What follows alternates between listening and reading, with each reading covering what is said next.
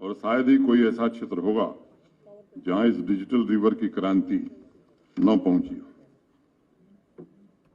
Technology के बारे में अनेक लोगों की अनेक धारणा है। मुझे लगता है कि मैं उसे समानता का प्रतीक मानता हूं। टेक्नोलॉजी अगर समानता पैदा करती है तो वो उपयोगी है, और अगर असमानता पैदा करती है तो मुझे लगता है ऐसी टेक्नोलॉजी से हमें बचने की जरूरत है। क्योंकि अगर कोई टेक्नोलॉजी भेदभाव पैदा कर रही है, व्यक्ति को सक्षम बनाने की बजाय कुछ लोगों को कमजोर कर रही है, तो इस पर विचार करने की आवश्यकता होगी।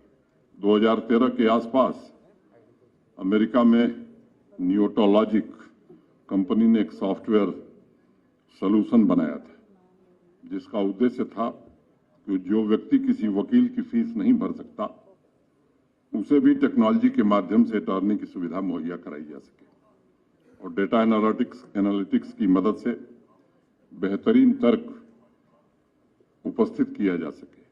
यहाँ 5 साल पहले कोई सोच भी नहीं सकता था कि घर बैठे सर्विसेज मिल जाएंगी, घर बैठे किसानों के खाते में पैसा आ जाएगा।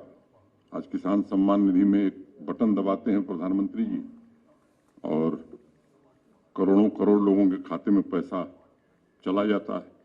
ये नई तकनीक का कमाल है, जिसने निश्चित रूप से मानव समाज के लिए अनेक सुविधाएं और सहूलियतें पैदा की।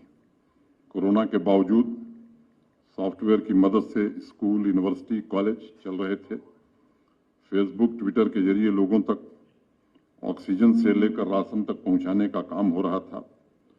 और इसलिए मैं मानता हूं कि ये यूजर पर निर्भर करता है कि वह इसका इस्तेमाल कैसे करता है, क्योंकि टेक्नोलॉजी का कोई टेंजिबल एसेट ये नहीं होता है। आप देखिए, विश्व की सबसे पॉपुलर मीडिया कंपनी फेसबुक, ये सिर्फ एक एप्लीकेशन है, यह कोई कंटेंट क्रिएट नहीं करती। विश्व की सबसे बड़ी टैक्सी चलाने वाली कंपनी उबर, उसके पास अपनी एक भी गाड़ी नहीं है। और सबसे बड़े होटल या रूम प्रोवाइडर एयरबीएनबी, इनके पास एक कैनाल जमीन भी नहीं। ये आपको प्लेटफॉर्म के रूप में असीमित ताकत, असीमित पावर देते हैं। मैंने ये उदाहरण इसलिए दिया क्योंकि पिछले कुछ वर्षों में जितनी तेजी से बदलाव हुआ है, उतना ही अधिकार या मैं कहूं पावर हम सबके हाथ में आया है। और पावर का इस्तेमाल खासतौर से नौजवान पीढ़ी किस प्रकार करती है, इस पर विचार करना बहुत आवश्यक हो गया है, नितांत आवश्यक हो गया मैं कहूंगा।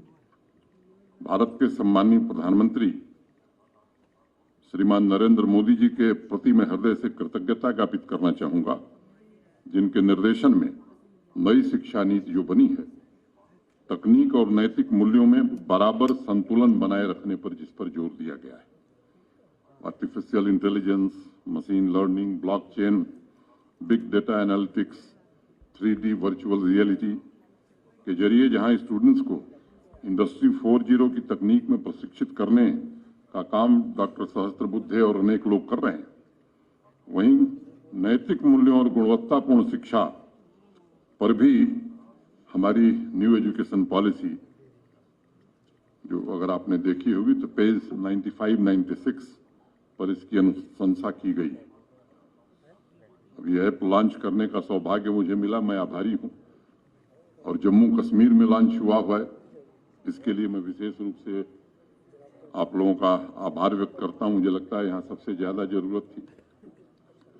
आंकड़ों के हिसाब से आप देखें तो प्रति व्यक्ति 24 घंटे में 4.5 घंटे सोशल मीडिया के अलग अलग प्लेटफॉर्म पर हम लोग व्यतीत कर रहे हैं, और लगभग 50% mobile time social media app को यूज करने में ही हमारा जा रहा है।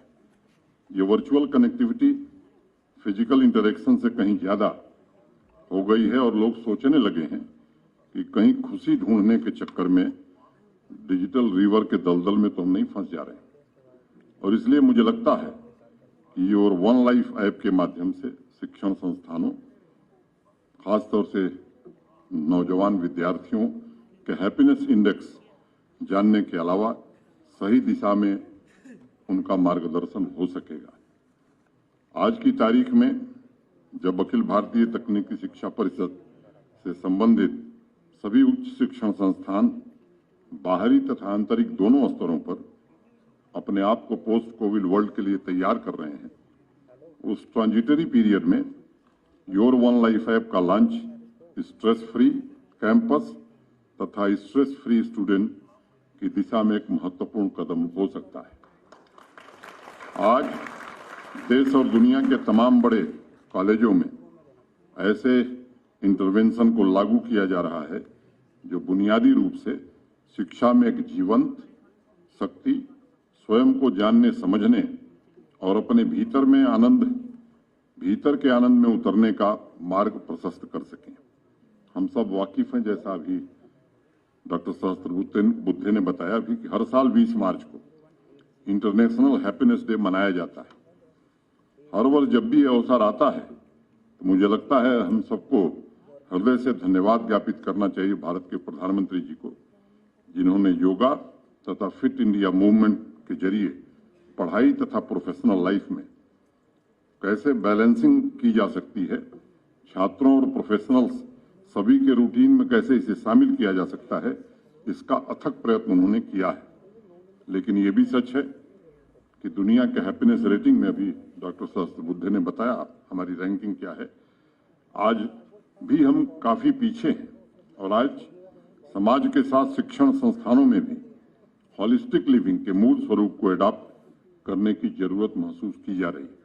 मुझे याद है 2012 में यूनाइटेड नेशंस जनरल असेंबली में हैप्पीनेस इंडेक्स की रूपरेखा जब रखी जा रही थी, तब हमारे पुराने तथा गहरे पड़ोसी देश भूटान का हवाला दिया गया था, जहां विकास का पैमाना जीडीपी नहीं है बल्कि जीएनएच है, यानी ग्रॉस नेशनल हैप्पीनेस। मेरी सहस्त्रबुद्धे जी ने बताया भी और मेरी कामना है, अनुरोध भी है कि सभी उच्च शिक्षण संस्थानों में बेहतरीन इनोवेशन के साथ जीएनएच भी आगे बढ़े, इस दिशा में एआईसीटीई को जरूर प्रयत्न करना चाहिए। पिछले कुछ सालों से बेस्ट कॉलेज की रैंकिंग के अलावा अमेरिका में भी हैप्पीनेस कॉलेज की रैंकिंग भी शुरू हुई है, जिसमें अलग अलग स्टेट से 25 टॉप परफॉर्मर्स चुने जाते हैं।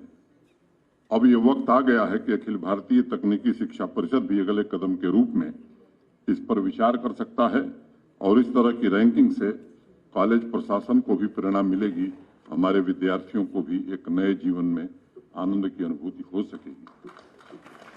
पुराने जमाने से कहावत चली आ रही है कि आनंद ही असली धन है, और अगर आप कैंपस में आनंदित हैं तो आपका परफॉर्मेंस भी जबरदस्त रूप से अच्छा होगा। आज जब सब कुछ डिजिटल रिवर के जरिए संचालित हो रहा है तो ये पूछना स्वाभाविक है कि भाई ये आनंद या खुशी है क्या, इसकी परिभाषा क्या है, डेफिनेशन क्या है। संत कबीरदास मुझे याद आते हैं और उनका बहुत बेहतरीन इसका जवाब उन्होंने दिया था 2 पंक्तियों में। आत्म अनुभव ज्ञान की जो कोई पूछे बात, सो गूंगा गुड़ खाए के कहे कौन मुख स्वाद।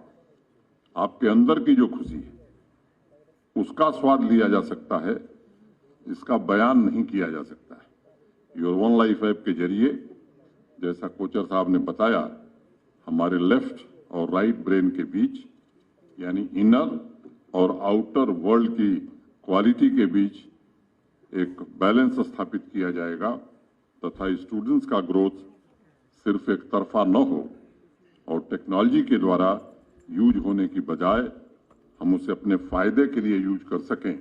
मुझे लगता है ये